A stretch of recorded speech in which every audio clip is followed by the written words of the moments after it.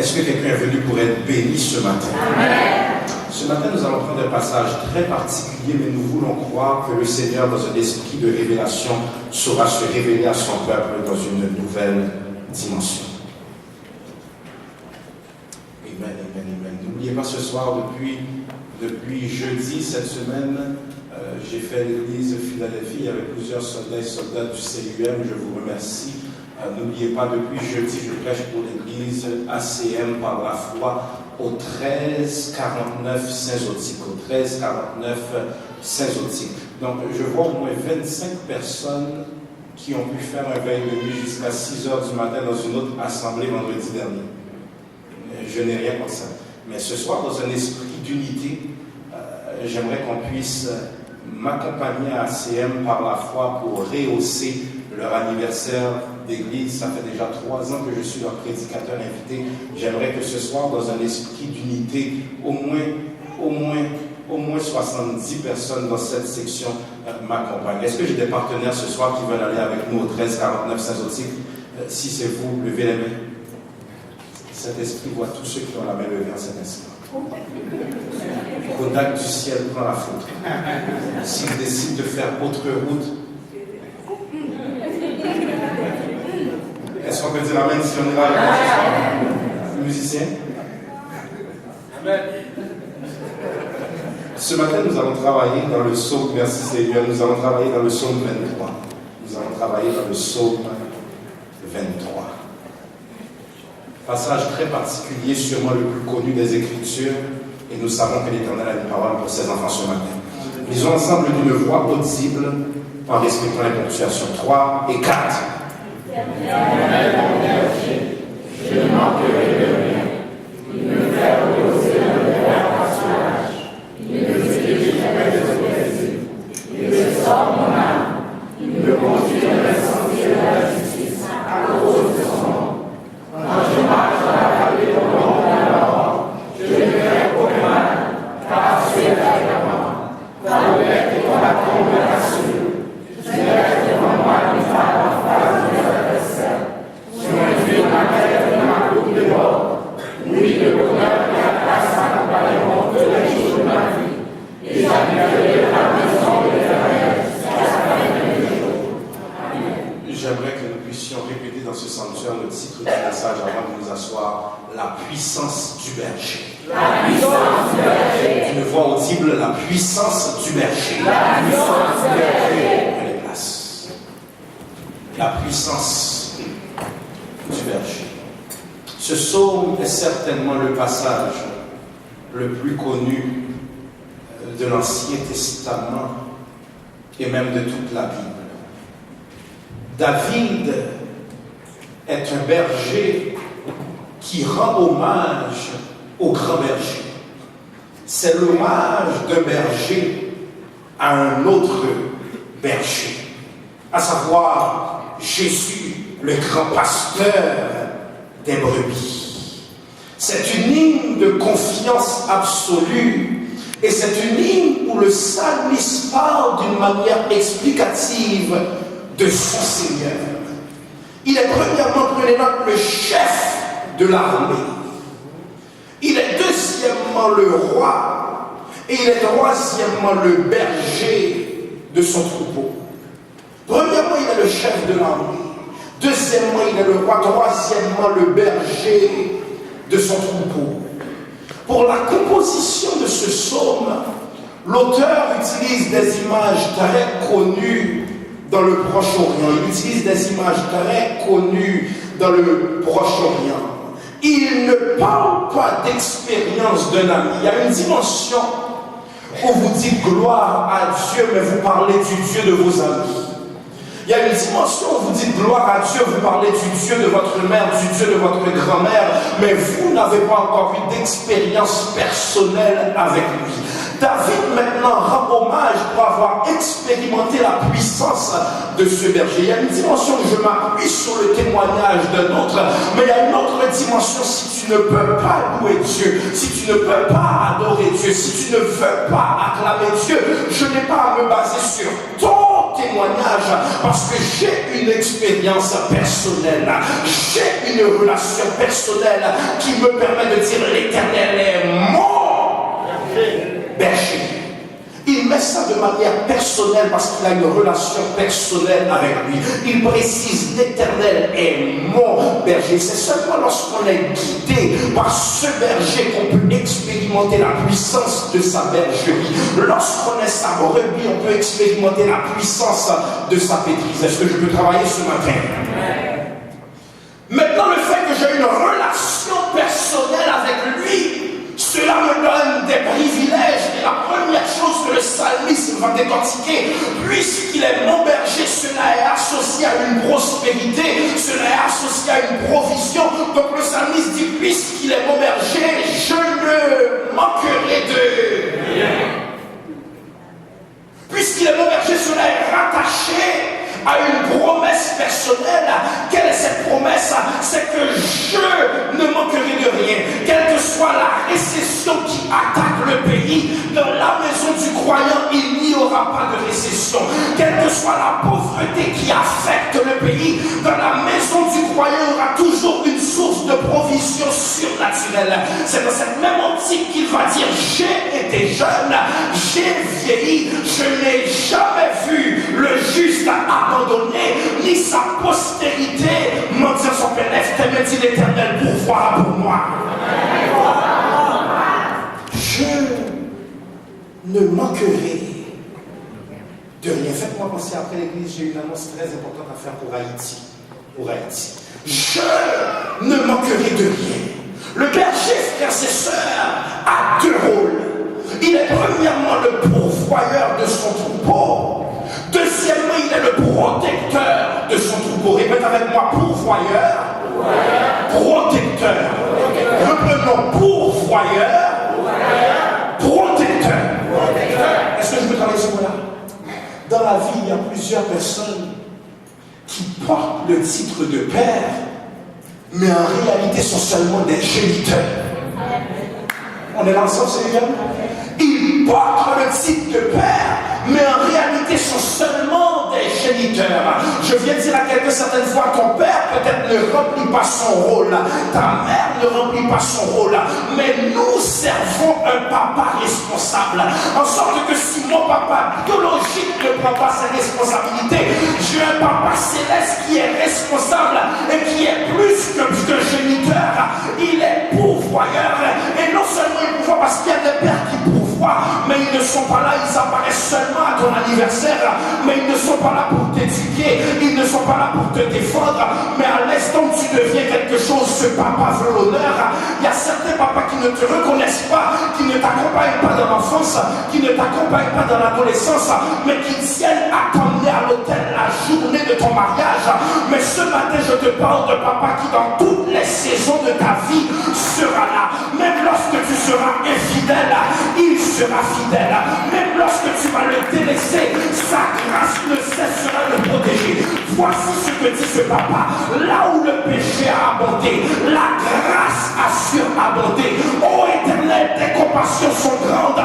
Elles se renouvellent à chaque quelqu'un dit vive mon protecteur. Il est premièrement le pourvoyeur de son troupeau. Deuxièmement, il est le protecteur. Il y a certains amis, ils sont toujours là lorsque ça ne compte pas. La journée que vous êtes dans le besoin et dans le danger, leur ligne ne répond pas. Mais il est un Dieu qui n'hésite jamais à répondre à ceux qui l'appellent. Il est un Dieu n'étant jamais déjoué par les temps et les circonstances. Il est extrêmement important de comprendre que sans ce berger, l'expérience humaine n'est autre chose que purement charnelle. Sans ce berger, tu penses être béni, mais tu mènes une vie de confusion. C'est parce que plusieurs n'ont pas expérimenté la puissance de sa bergerie que le sexe ravage la société, la drogue ravage la société, la violence ravage la société, la pédophilie ravage la société, le suicide ravage la société, la dépression ravage la société. Mais celui qui a Dieu pour berger vit les mêmes situations que les convertis dit, mais puisque j'ai le berger, nous vivons les mêmes situations, mais nous n'avons pas les mêmes réactions. Dans la dépression, ils vont vers la drogue, nous nous mettons à genoux et nous prions. Dans la dépression, ils prennent leur bouteille d'alcool, mais puisque nous avons un berger, la Bible dit, je réinvoque moi au jour de la détresse, je te délivrerai et tu me glorifieras. Le temps est venu pour nous, Seigneur, de dire aux démons de Saint-Michel qu'il y a une meilleure option que la prostitution, il y a une meilleure option que la drogue, il y a une meilleure option que la pauvreté. C'est quoi? Viens être guidé par ce berger qui t'emmènera dans une dimension où il va casser tout esprit de dépendance dans sa vie. Quelqu'un dit, nous avons un bon berger. Maintenant, le berger fait 4 actions pour protéger et rassurer son troupeau. Est-ce que le pasteur Caleb peut travailler ce matin? Il fait 4 actions pour protéger et rassurer son troupeau. La première action, il me fait reposer dans de verts pâturages. La deuxième action, il me dirige près des eaux paisibles. La troisième action, il restaure mon âme. La quatrième action, il me conduit dans les sentiers de la justice à cause de son nom. Laissez-moi revenir. Il me fait reposer dans de verts pâturages. Il me dirige près des eaux paisibles. Je travaille sur moi-là. Il y a certaines situations que vous vivez, humainement parlant, c'est impossible pour vous d'être encore debout. Il y a certaines situations que vous vivez humainement parlant, c'est impossible pour vous de ne pas vous adonner aux drogues et ne pas prendre l'alcool pour essayer de vous évader quelques minutes ou quelques heures de vos problèmes. Mais il y a une dimension où les hommes vous voient encore debout, vous voient adorer et ils savent ce que vous traversez et disent, comment j'ai fait tout ça au pasteur Aramus, mais il adore encore. Comment peut-il vivre le deuil? Comment peut-il vivre cette maladie? Et il est encore avec sa vie entre ses mains. Mais c'est ce berger qui, malgré les circonstances, me dirige près des eaux paisibles et me donne une paix surnaturelle. Pasteur, que dis-tu? Que la paix qui surpasse toute intelligence créée garde vos cœurs, en sorte que malgré la situation, je ne suis pas dans le désespoir, car je sers le Dieu qui donne espoir. Malgré les circonstances, je n'ai pas à perdre ma joie, je n'ai pas à perdre ma paix. Je comprends Paul maintenant dans Philippiens 4:4 qui dit, réjouissez-vous toujours dans le Seigneur. Je le répète, réjouissez-vous. La situation est là, mais j'ai une espérance qui dépasse cette situation. La situation est là, mais j'ai un berger qui est un papa responsable. Est-ce que je peux travailler ce matin? Il me fait reposer dans de faire partie. Il me dirige. Après, il y a certaines personnes qui s'attendent à une réaction violente de votre part lorsqu'elles ont tout fait pour aiguiser votre patience. Et vous arrivez quand même à dire à cette personne que la paix du Seigneur soit avec toi, en sorte que l'Éternel a contrôlé mes réactions face à cette situation pour ne pas donner à Satan raison. Une paix surnaturelle. Deuxièmement, il me conduit dans les sentiers de la justice à cause. Non, laisse-moi ouvrir une parenthèse. La Bible va nous dire que Satan est appelé l'accusateur des frères. En sorte qu'il y a certains scénarios, Satan va devant le trône de Dieu et dit, ton enfant est coupable, ta fille est coupable, et tu l'as fait, c'est vrai, mais à cause de son nom, il ne permettra pas que tu deviennes la risée de ta famille. À cause de son nom, il ne permettra pas que tu deviennes la risée de ton école. À cause de son nom, il ne permettra pas que tu deviennes la risée de ton entourage. Il y a certaines fois, l'Éternel te restaure et l'Éternel te défend, non pas parce que tu es innocent, tu es coupable, mais lui se fait le berger avocat qui te défend malgré ta culpabilité et il dit, la sentence je la prends, mais mon enfant je le restaure à cause de mon nom, afin que l'ennemi ne dise pas, voilà, je l'ai vaincu. On lève tes deux mains et vive la grâce de Dieu. 200 personne se lève et dit vive la grâce de Dieu. Vive la grâce de Dieu. Vive la grâce de Dieu.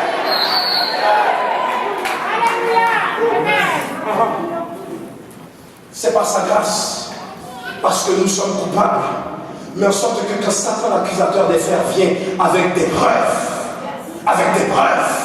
le Père peut dire je vois rouge car il est couvert par mon sang. À cause du sang. Maintenant, ces quatre actions nous montrent le Dieu d'abondante bénédiction. Quelles sont ces bénédictions? Nous avons vu faire pâturage au paisible. C'est une paix surnaturelle qui dépasse toute intelligence, ne pouvant être expliquée. Parce que, humainement parlant, c'est impossible pour le chrétien d'être aussi calme face aux circonstances et aux persécutions. Cette force, ce calme, ce n'est pas le yoga qui nous le procure. Cette force, ce calme, c'est bien les psychologues, mais ce ne sont pas eux qui me procurent ce calme-là. C'est le temps passé avec mon berger. À chaque fois que vous vivez certaines situations, vous ne voyez plus le nord des choses. Tant aussi longtemps que vous avez un berger, adressez-vous à lui. Il y avait un enfant qui s'est perdu dans un centre commercial. Et cet enfant s'est perdu, ses parents ne l'ont pas retrouvé. Et lorsque les autorités ont trouvé cet enfant, ils ont dit as-tu un signe? Connais-tu ton adresse? Le petit enfant de 5 ans a dit je ne connais pas mon adresse. Ils ont dit connais-tu les maisons aux alentours? As-tu une personne de ressources que tu pourrais nous guider? Il a dit je ne connais personne. Et les autorités ont dit mais comment allons-nous faire pour t'aider à retrouver ta maison? Il a dit là à côté de ma maison, je sais qu'il y a une petite croix sur un bâtiment. Et si vous me trouvez cette croix qui domine le secteur de mon quartier, je pourrai retrouver ma maison. Qu'est-ce que le pasteur est venu dire ce matin? Quel que soit le niveau où tu es perdu, si tu peux fixer la croix, tu vas retrouver ton chemin. Quel que soit où tu t'es éloigné, si tu peux fixer la croix, tu vas retrouver ton chemin. À chaque fois que tu es perdu, fixe la croix et tu vas trouver ton.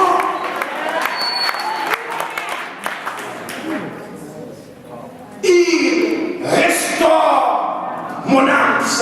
Lorsque la brebis pleure, lorsqu'elle est blessée, le berger, je peux travailler sur mon âme. Il nous faut comprendre que la brebis, c'est certainement l'animal le plus faible. Certains auteurs diront même le plus stupide. La nourriture peut être devant elle, elle ne mangera pas. Elle peut être blessée, c'est au berger de deviner. Est-ce pour nous insulter que le Seigneur va nous comparer à des brebis ou pour nous montrer une révélation de sans moi, vous ne pouvez rien faire? Nous vivons dans une société où l'homme de Dieu en avant, le frère Roger a dit, cette société a besoin de Jésus. Les Français du Québec ont besoin de Jésus, mais c'est de la même manière que nous, chrétiens, la seule différence qu'il y a entre nous et les convertis, c'est uniquement la grâce de Dieu. C'est uniquement la grâce de Dieu.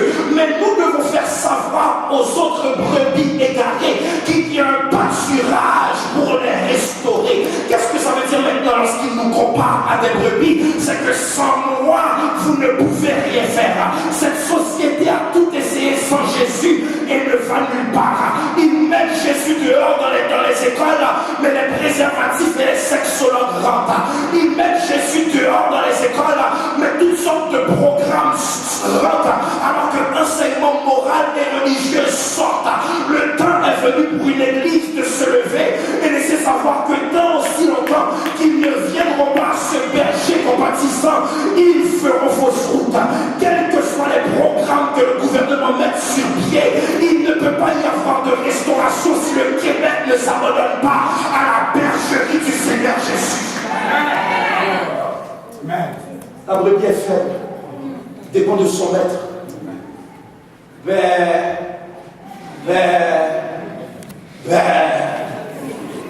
Qu'est-ce que tu as?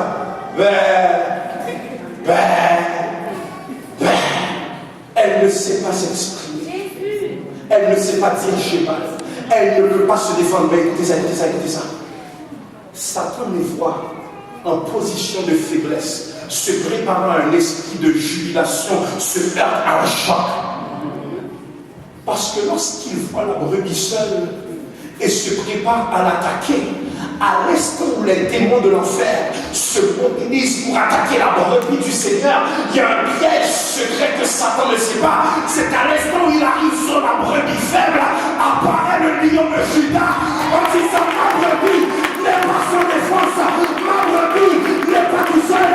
Et j'entends l'hymnologiste qui dit: ne craignez, je t'aime, je suis avec toi. Promesse suprême qui soutient ma foi. Non, jamais tout seul. Non, jamais tout seul.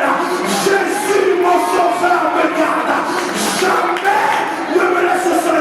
En sorte que lorsqu'il vient attaquer la brebis, le lion se présente et dit: attaque-moi si tu peux.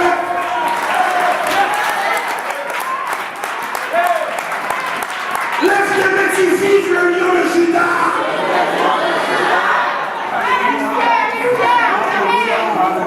Quand je marche dans la vallée de l'ombre de la mort, je ne crains aucun mal, car tu es.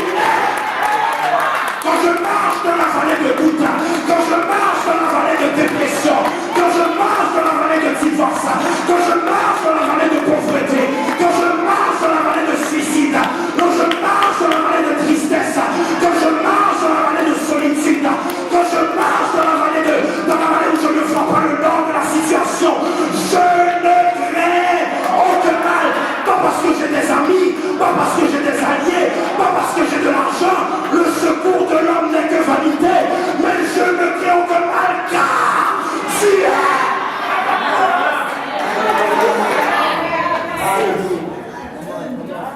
Je parle à quelqu'un ce matin. Tu n'es pas seul dans ta vallée. Tu as plus qu'une brigade policière. Je peux aller à quelques instants. Lorsque le président américain, l'homme le plus important au monde, se déplace, il y a au moins 20 voitures en avant pour sa sécurité, 20 voitures en arrière, des motos et des snipers cachés dans les bâtiments. Le président Kennedy en 61 avait cette même sécurité, est passé dans une vallée qu'il pensait certaine et est reparti malheureusement assassiné. Mais je vois 250 chrétiens qui semaine après semaine passent dans la vallée et sortent de la vallée. Dans la vallée, je passe avec ma louange, je ressors avec ma louange, je passe avec mon adoration, je ressors avec mon adoration, je passe avec mon onction, je ressors avec mon onction. Pas parce que Satan n'a pas attaqué, mais j'ai le lion qui marche devant moi. Donc la brebis n'est pas seule, la brebis n'a pas à avoir peur, car elle a le plus puissant des défenseurs. Lève tes mains, le berger est puissant. Le berger est puissant. Ta roulette et ton bâton. Ça veut dire quoi? Lorsque la brebis semble perdre sa direction, la roulette et le bâton la retournent dans les rangs. La roulette et le bâton, lorsqu'elle est affolée, la restaure en disant: le berger est là. La roulette et le bâton disent: retourne dans tes rangs. Tant aussi longtemps que tu resteras derrière le berger, la route sera certaine, mais si tu quittes les rangs, la roulette et ton bâton me rassurent. Parce que dis-moi, qu'est-ce que cette roulette et ce bâton? Dans les vicissitudes de la vie, dans les tempêtes qui semblent éclater, et lorsque je me prépare à démissionner, ta parole est une lampe à mes pieds, une lumière sur mon sentier. Tant aussi longtemps que je suis conduit, guidé et abandonné à la puissance de cette parole-là, je ne ferai pas fausse route. Certes, il y aura difficulté, certes, il y aura des pleurs, certes, il y aura des moments de tourment, mais ce n'est qu'un passage, car lorsque je marche dans la vallée de l'ombre de la mort, je ne crains aucun mal, car tu es, laisse-moi donner Ézéchiel 37, fils de l'homme, crois-tu que ces ossements puissent revivre? C'est la nation d'Israël qui est desséchée, qui est abattue, qui est persécutée, qui est affolée, et maintenant il dit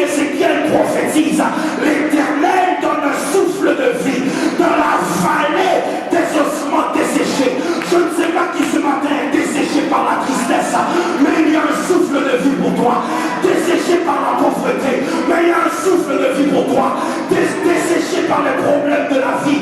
Mais il y a un souffle dans la personne à côté de toi. Dis-lui, nous servons le Dieu qui restaure.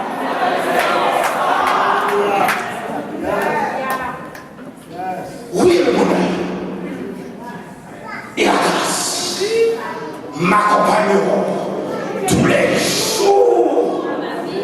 Écoutez ça, s'il vous plaît. J'atterris.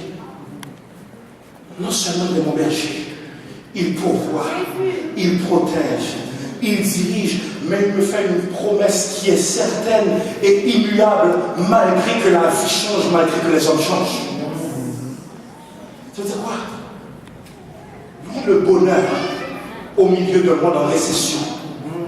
Oui, le bonheur au milieu d'un monde qui ne respecte plus le noyau familial établi par Dieu. Oui, le bonheur dans un temps où plusieurs se servent de Dieu mais ne servent pas Dieu. Oui, le bonheur et la grâce m'accompagneront. Pas un jour, pas 2 jours, pas 3 jours, mais tous les jours de ma vie. Laissez-moi vous emmener à ce qu'il dit comme dernière parole aux disciples. Je me prépare à m'en aller, mais que votre cœur ne se trouble point. Croyez en Dieu, croyez en moi. Dans les difficultés, que votre cœur ne se trouble point. Dans la trahison, que votre cœur ne se trouble point. Les hommes ne vous aiment pas, que votre cœur ne se trouble point. Ils veulent vous bloquer la route, que votre cœur ne se trouble point. Ils veulent vous bloquer le chemin, que votre cœur ne se trouble point. Satan attaque ta santé, que votre cœur ne se trouble point. Parce que nous servons un berger qui en été est là, en hiver est là, dans toutes les saisons de ma vie, il est là. Pasteur, que dis-tu? Jésus est ma retraite sûre, le rocher en qui je m'assure. En Christ est mon espérance, sa justice est mon assurance. Il est devant Dieu mon appui. Ce matin peut-être